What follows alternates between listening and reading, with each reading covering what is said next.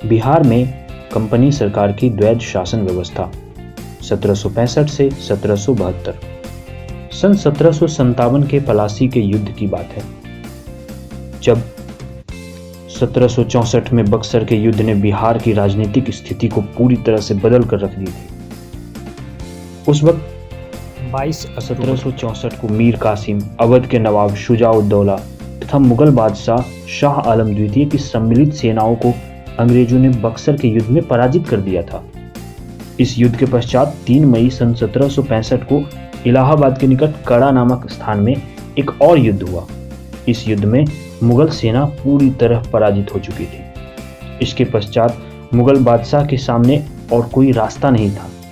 उन्होंने षड्यंत्रों और सरदारों द्वारा दगाबाजी के से तंग आकर और अंग्रेजों के दबाव में आकर 12 अगस्त 1765 को शाह आलम द्वितीय ने एक फरमान जारी कर दिया।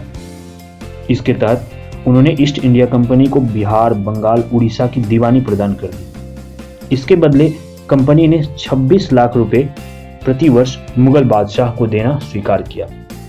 इस तरह इंग्लैंड की व्यापारिक कंपनी इन सूबों के लिए, इट मीन्स बंगाल के लिए, मुगल बादशाह की ओर से दीवान बन गए। इस तरह बिहार में अंग्रेजी शासन की नींव पड़ चुकी थी।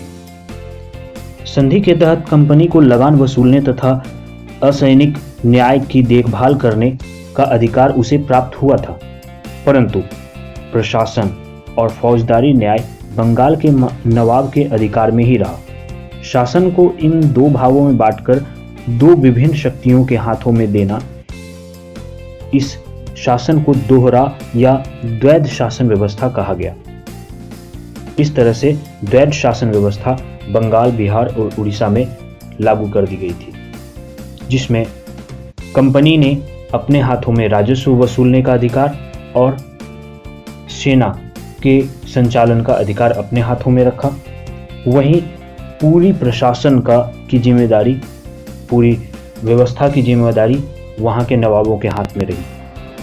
कंपनी सरकार ने 2 नायब नियुक्त किए, जिसमें बंगाल की तरफ रजा खां को रखा गया और वहीं बिहार के लिए सिताब राय को चुना गया था। इसके साथ अंग्रेज राजनीतिक सत्ता का विस्तार करते गए। बंगाल के नवाब को 50 लाख वार्षिक भत्ता देकर संपूर्ण सैन्य व्यवस्था को भी अपने अधीन कर ली गई।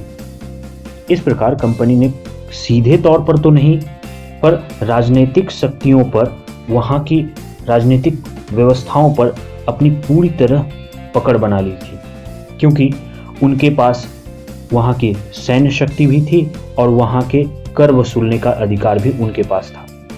इस तरह से उनका बंगाल, बिहार, उड़ीसा जैसे बहुत बड़े क्षेत्रों पर उनका अधिकार हो चुका था। एक तरह से इस अधिकार को ही द्वैध शासन व्यवस्था कहा गया। बिहार और बंगाल के नायबों के माध्यम से अंग्रेज धन प्राप्त करने लगे।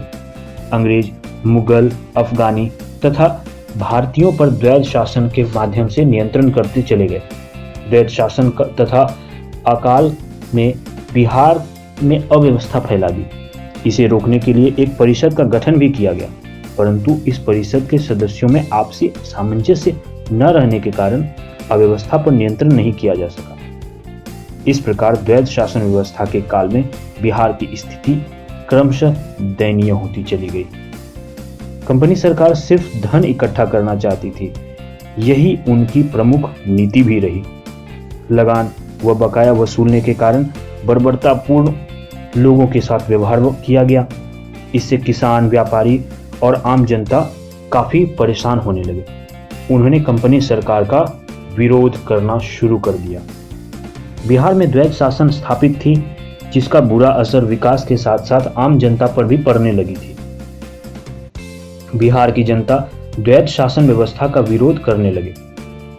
अंततः सन 1772 में द्वैध शासन को हटाकर गवर्नर का पद स्थापित कर दिया गया। 3 अप्रैल सन 1772 को वारेन हेस्टिंग ने बंगाल के गवर्नर पद को संभाला। उसने द्वैध शासन की असफलता को देखते हुए उसे समाप्त कर दिया गया।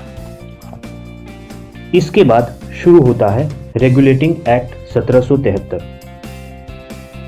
इस रेगुलेटिंग एक्ट 1773 के अनुसार बंगाल के गवर्नर को अब अंग्रेजी क्षेत्रों का गवर्नर जनरल कहा जाने लगा, जिसका कार्यकाल 5 वर्षों का निर्धारित किया गया। मद्रास एवं बंबई के गवर्नरों को इसके अधीन रख दिया गया।